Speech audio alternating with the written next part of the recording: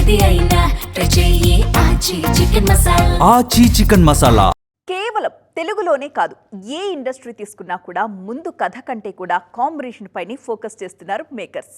అది కలిస్తే చాలు, బడ్జెట్ ఎంతైనా పెట్టొచ్చు అంటున్నారు.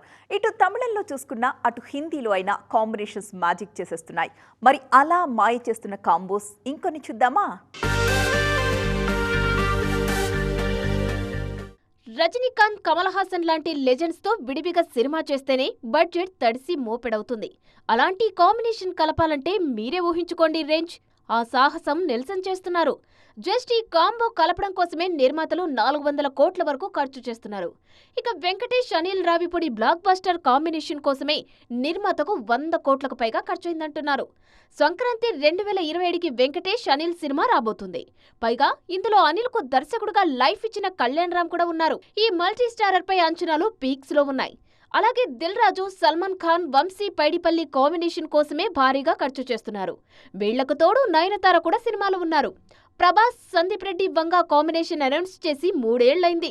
ఈ మధ్య సినిమా పట్టాలెక్కిందే. కథ కంటే ముందే కాంబినేషన్ చూసే ఈ సినిమా బడ్జెట్ 400 కోట్లకు పైనే ఉంటుందని అర్థమైపోయింది. ఇండస్ట్రీలో ఏదైనా కథ కంటే ముందు కాంబినేషన్ లాక్ చేస్తున్నారు మేకర్స్. వాటి కోసమే 100 కోట్లు ఖర్చు చేస్తున్నారు. ఆ తర్వాత సినిమా కూడా హిట్ అయితే కాసుల పంట పండినట్లే.